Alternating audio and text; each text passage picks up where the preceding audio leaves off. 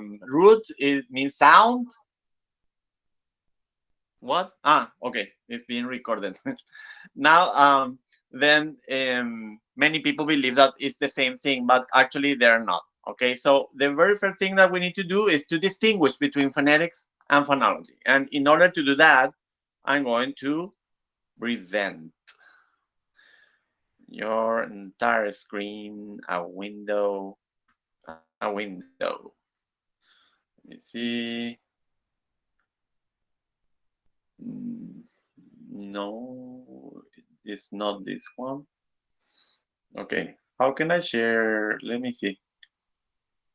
Let me see. Let me see. Let me see. Yes, it's correct. A window and difference between phonetics and phonology. Just a minute. I cannot get to see it. This I need to close. This. And now present window. Yes, here it is. Okay, can you see it? No, you're not. I'm presenting. Yes. Yes, Yes. you can see it. Very good. You're presenting to everyone. Okay. Not this. Uh, what can you see? Can you see the difference between phonetics and phonology? A Word document? Yes, sir. Yes. Yes. Okay. So take a look. In one side you have phonology, and the other side you have phonetics. And the very first difference is that phonology is an abstract study. What does it mean? It means that because phonology studies rules of sound combination, then you cannot touch those rules. They are not tangible, they are not physical. That's why it is an abstract study. While phonetics is a concrete study. Why is it concrete? Because we can actually hear the sounds. The sounds are physical. So whenever it says concrete, it refers to the ability to hear the sounds, which are physical sounds. Not tangible because we cannot touch the sounds, but we can perceive them through our ears. Next, it says phonology studies rules of sound combination, while phonetics studies how sounds are produced and perceived. That was part of the quiz last in the quiz. Then it says it studies phonemes. Phonology studies phonemes, which are phonological segments, and phonetics studies describes allophones, phonetic realizations. I need to stop here uh, because difference between phonemes and allophones is usually a difficult thing. So what are those? What are phonemes? What are allophones? In order to do that, I need to show you something different. So let me share with you again this.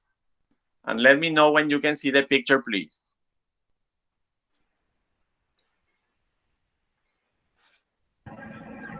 Yes, we We can. can. Very good. In the picture, you can see four people. These four people are thinking on exactly the same thing. They are Spanish speakers and they think on the word pollo. Okay, so the first guy, the one who is Paraguayan and who is 60 years old, he pronounces this word pollo, pollo. Now there is another Paraguayan guy, but this guy is 15 and he doesn't say pollo, he says pollo, pollo. Now there is this lady, she's from Peru, and she says pollo. Me fui a una pollada, señorita Laura. Like this. So pollo is her pronunciation. And this lady is from Uruguay, and she says pollo, pollo. Notice that the four people are thinking on exactly the same thing, pollo, but they pronounce differently. Okay, so summarizing then, whenever we talk about sounds, and these sounds are abstract sounds, they are a mental concept of a sound. They are not tangible. They are abstract. They are not concrete.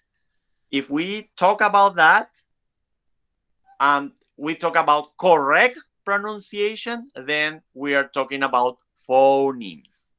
So what are phonemes then? Minimal, meaningful linguistic units.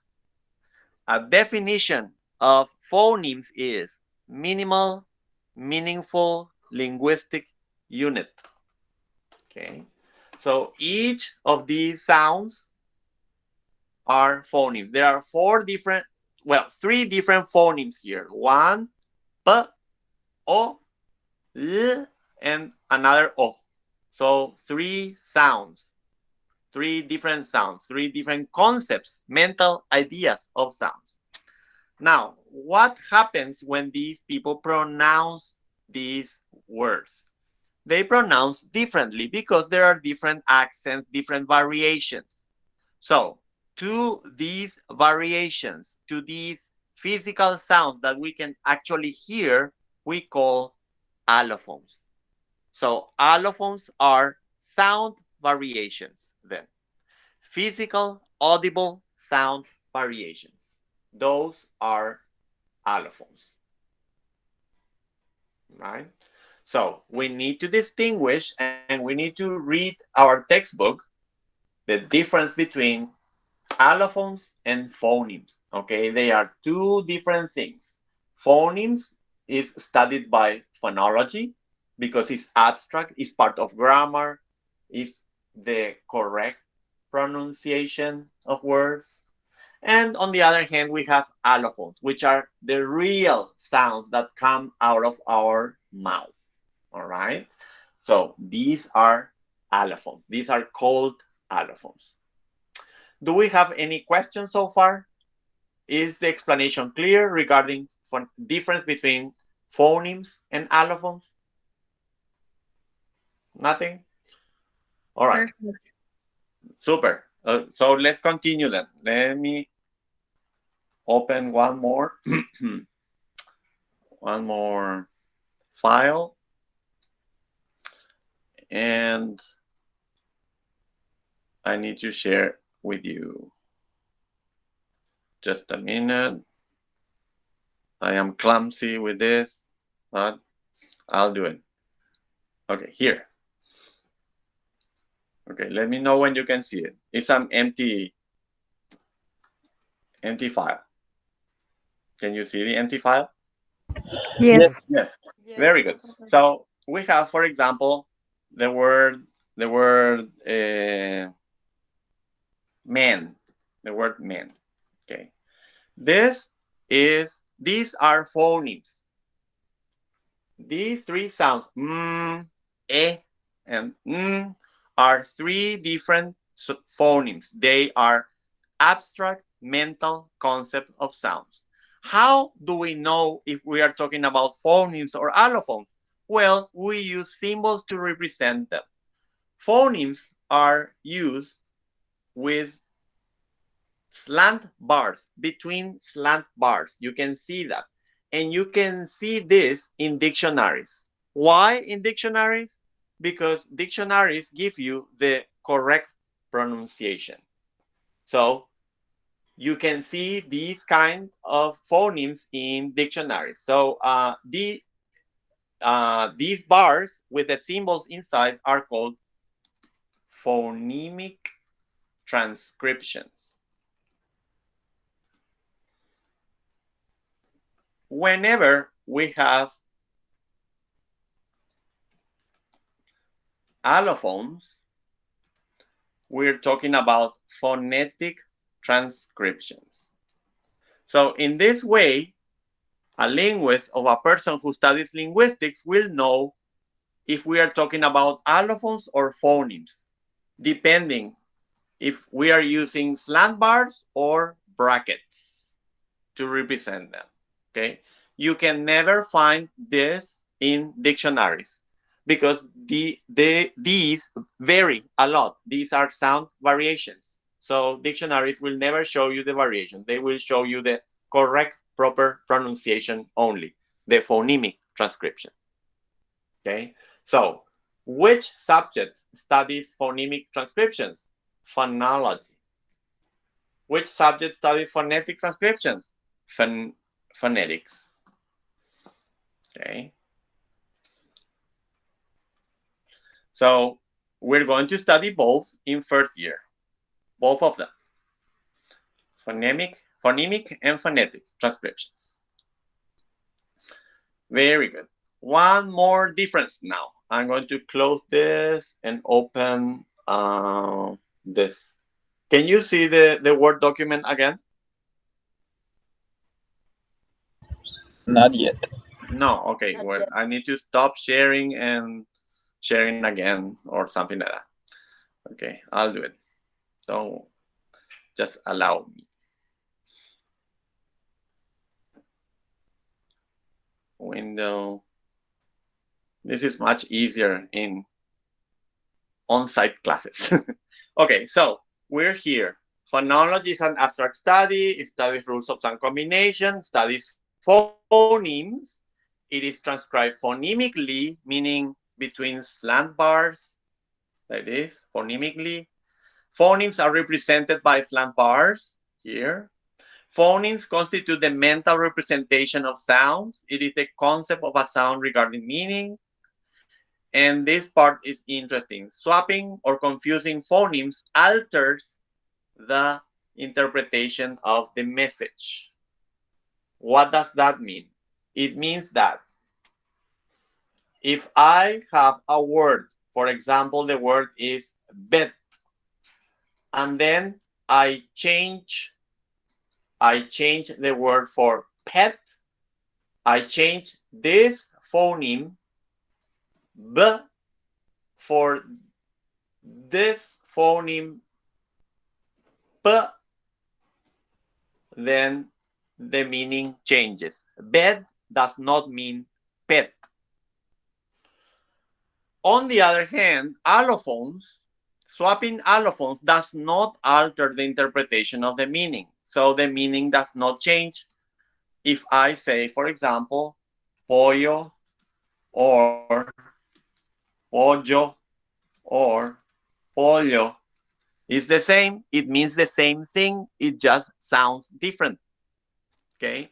So changing allophones never change the meaning of words. Changing phonemes does change the meaning of words. That's the most important aspect that you need to learn regarding the difference between phonetics and phonology. And that is it. Okay. Clear questions? So we have here check questions. What is the difference between phonetics and phonology? What are phonemes? What are allophones? Which can we hear, allophones or phonemes? I want you to answer this one, please, for me now. Which can we hear, allophones or phonemes? Allophones? Allophones? Yes, yes, allophones are real, audible, physical sounds. How do we represent allophones? By using brackets. How do we represent phonemes? By using slant bars, like this. And that's it. That's the difference between phonetics and phonology. Now, what we're going to do is we're going to look at the origin of sounds. Where do sounds come from? Sounds come from air that comes from the lungs and goes through the larynx and the pharynx and then the oral tract. So we're going to study the oral tract now. And from the oral tract, we're going to get many different things. Okay. So this is a profile of a person. You can see the nose, you can see the lips, the upper lip here, the lower lip, the chin, and the throat. Inside the throat, we have the glottis, and inside the glottis, we have the vocal cords or vocal folds as well. Okay. This part is in charge of producing sounds. And because we're studying phonetics, then we need to study anatomy too. Anatomy, not Grey's Anatomy. we need to study anatomy because that's the part of the body which produces sounds, and we're dealing with sounds. Okay, so the very first thing that we're going to do is we're going to list articulators. And I'm going to give you the definition of articulators. Please write them down. Write the definition down. Articulators are movable organs in the oral tract. Movable organs in the oral tract. Those are articulators. Movable organs in the oral tract. Now, we need to see the lips. We have two lips.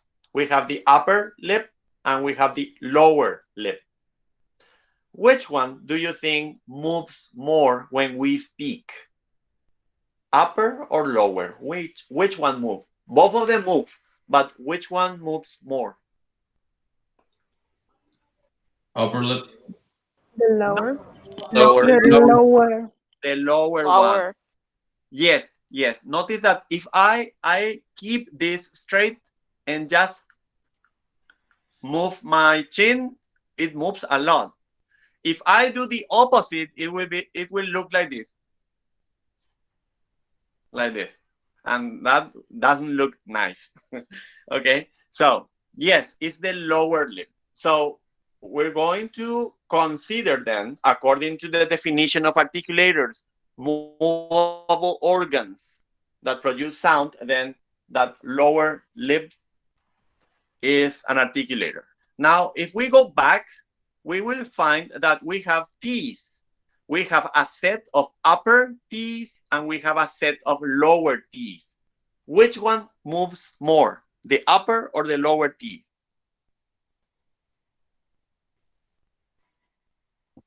Lower. Yes, the lower lips, the lower teeth. So lower teeth also are considered articulators.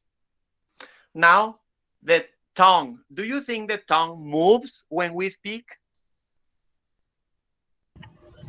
Yes. Yes. It's a fuck. Correct. Yes. Correct. Especially the tip of the tongue, but also the blade, the mid part, the dorsum, etc. Yes, the tongue moves. So tongues are articulators. Now we go here, epiglottis. Nobody knows the function of epiglottis so far. So let's omit that. And inside the glottis, we have the vocal folds or vocal cords. Now, do you think the vocal folds vibrate? Yes. Yes. They Yes. do. They Yes. do. So vocal folds or chords, either one, either way, they vibrate and they match the definition of articulators. And that's it. Now we have another set, which is points of articulation. Definition. Please write this down. Definition of points of articulation. Places inside the oral tract which, in combination with articulators, produce sound. Again, places in the oral tract which, in combination with articulators, produce sound. These are points of articulation. Which are the points of articulation then? The upper lip. When we connect the upper lip with the lower lip, which sound do we produce? Mm, Which sound is that? That one. The letter M. It's an The M M sound. sound. And notice that is two lips together. The lower lip with the upper lip together. And we have a sound. So whenever the point of articulation is combined with the articulator, sounds are produced. Then we have teeth, the upper teeth. Then we have here, let me enlarge the picture so that you can see it. Here, there is a bump here right behind the teeth, the upper teeth, where the flesh touches the bone, and this is called the alveolar ridge. Here, alveolar ridge. That's it. That's also a point of articulation. Alveolar ridge. Now, if you go back, what can you find? You can find the palate, okay? And here is very hard.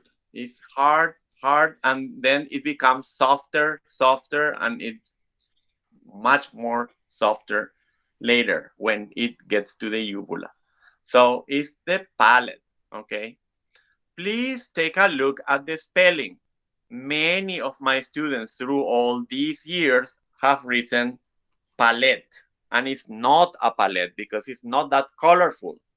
It's a palette, okay? It's called the palate. Very good. After the palate, the flesh becomes softer and is called a velum. It's a Latin word, velum. And it finishes here. This part is not called the Tinker Bell or the little bell, it's called the uvula. So then we need to use the technical names, velum and uvula, okay? So points of articulation, then there are more points of articulation. Velum, uvula, like this. There are more points of articulation than articulators. Very good. What else do we have? We also have cavities, but not the ones that take you to the dentist, not that. So I'll give you the definition of cavities. Are you ready to write it down? Cavities are empty spaces in the oral tract. Empty spaces in the oral tract. And we have three of them. We have the nasal cavity here. It goes through the nose into here. That's the nasal cavity. We have the oral cavity, which is where the tongue is.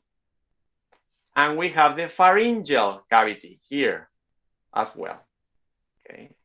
So we have three cavities then: nasal, oral, and pharyngeal.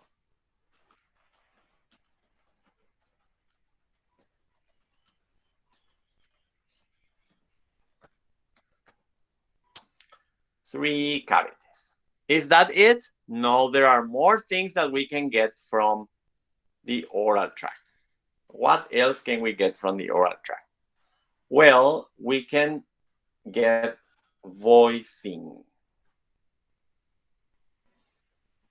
There are certain sounds that are voiced.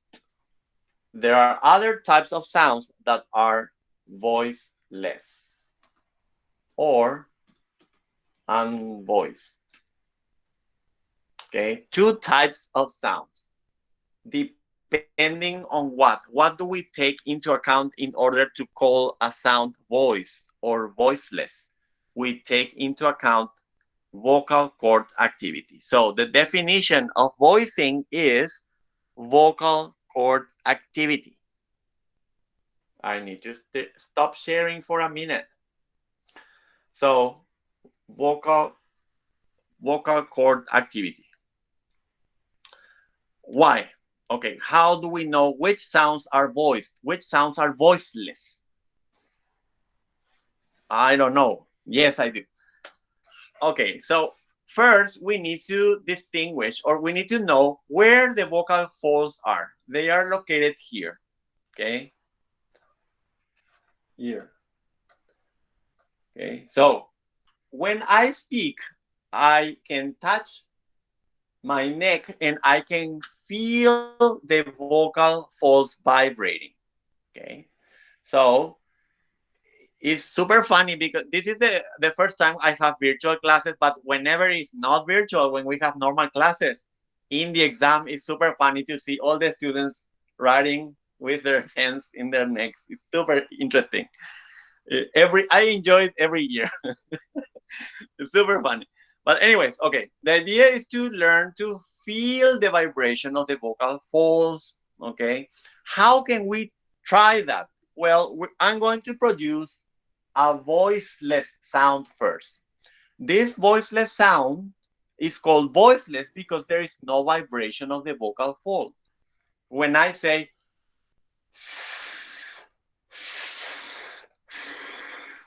I cannot feel anything here. The sound comes from this part of my mouth. I'm just producing an S sound. All right? No, not there, Agostina. Down here. Okay, never mind. So, sound. Now, I'm going to produce a voice sound. Listen to the voice sound, and I will feel it. Drrr, drrr, drrr. You cannot see me. Oh, I can see myself. Can you see me, others? Yes, we can see. Yes. Okay. Yes. Look for me. I'm somewhere there among the 64 of us. Okay, look for me then. Florencia, Jimena, Susie, etc. Look for me. I'm somewhere there. Okay, anyway. And now I'm going to alternate. Drrr, drrr, drrr. You will feel a difference. You will feel the difference. So, task then. Whenever you have free time, you will go to the bathroom in front of the mirror. You will touch your neck and start trying to feel your vocal folds vibrating. All right. You need to alternate two sounds like this. Okay. Very interesting because we're going to do an exercise and you need to learn how to feel it. I don't want you to memorize which sounds are voiced, which sounds are voiceless. It's better if you feel them. Okay. Yes. There are two of me. There is one that says licenciatura en inglés and another says what? Christian Christoffel probably. Right? Yes. Okay. So look for Christian Christoffel. Okay. Anyways, so these are voice and voiceless sounds. We can learn to feel the sound so that we can classify them into two different categories: voice and voiceless. All right. Is that it regarding oral tract? No, there are two more things. So let's go back to the oral tract chart, and I'll show you. Like Sharpay in High School Music. Okay. All right. So far we have seen articulators, we have seen points of articulation, we have seen cavities, and we have seen voicing. Now we're going to look at what? At a no, no manner. Yes, manner. Manner of articulation. What is manner of articulation? Manner refers to the way sounds are produced. In which ways sounds are produced. Okay, so that's what we're going to look at now. I need to put this in capital letter.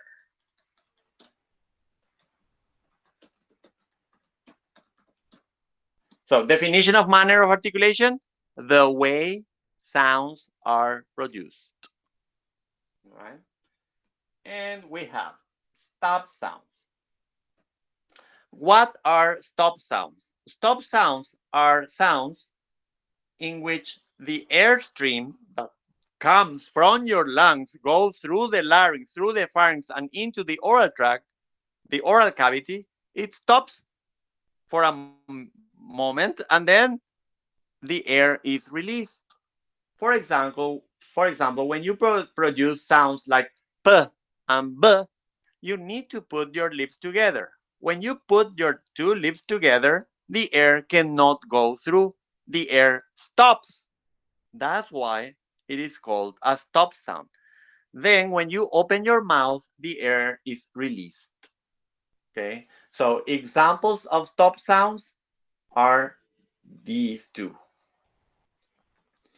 Another manner of articulation is called fricatives. There are fricative sounds. And what does fricative mean? It means friction. Sounds in which the sounds are produced with friction. For example, in order to produce this sound, you need to put your lower lip in combination with your upper teeth. Lower lip with upper teeth. And the lower lip vibrates when you say the teeth, the upper teeth does not vibrate. The lower lip does. Another example would be the English V. When you say v, v, v, v, there the lower lip vibrates. So that's why they are called fricatives. Another group is called affricate. What is affricate? Affricate sounds are not, as one student wrote, African sounds. They are not African from Africa. They are called affricate, and it means a combination of sounds. For example, when you combine this sound with this sound, you get a combined sound. Ch, ch is a combination of sound. Also, sh is a combination of sounds. So, sorry, j. For example, in the word knowledge. So this sound is a combined sound and it's called an affricate sound. Knowledge, knowledge, j, j, j, j. That sound is an affricate sound. Now we have nasal sounds. What are nasal sounds? Sounds which are produced with the air going through the oral tract, the oral cavity, but also through the nasal cavity. Example, this one and this one. These two are nasal sounds. Etc. When you produce them, you use your nose. If you have a cold and you cannot use your nose properly, the sounds come out weird. They sound weird. Liquid sounds. Liquid sounds are two. This one and this one. Now, many people ask, why are they called liquid? Well, there is a machine that turns the sound waves, the sounds into waves. You can see the waves in the machine. And when you pronounce l or r, they are like waves of the sea. They are called liquids because of that. And finally, we have glides. What are glides? They are semi-consonants. That means that this sound, for example, is always together with a consonant and a vowel. Always, always as a rule. There is a consonant and the glide and a vowel. For example, in the word queen, you have a consonant. Let me see. Let me show you.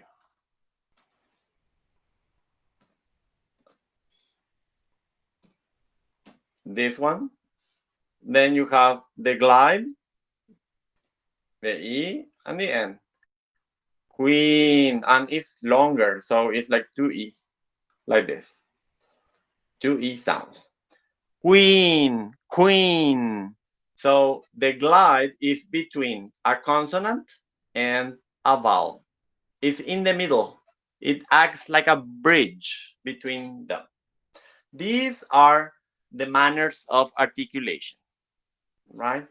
So notice how many things we can get from an oral tract. We have articulators, points of articulation, we have cavities, voicing, manner of articulation. Okay, so many other things. All right. So when you read the information that I posted on the platform, then you will know that PA, for example, stands for point of articulation, and the A stands for articulator. Where is the A? A. Vocal folds or vocal cords are A, articulators. And you have all the explanation there, right? So that's it. That's the end of the lesson. The lesson covers the difference between phonetics and phonology, and then it covers the oral tract. Now you're going to have recess for 15 minutes, and then we will get back into the following lesson. So enjoy 15 minutes from now. I'll see you in 15 minutes. Bye. Right, Enjoy. teacher.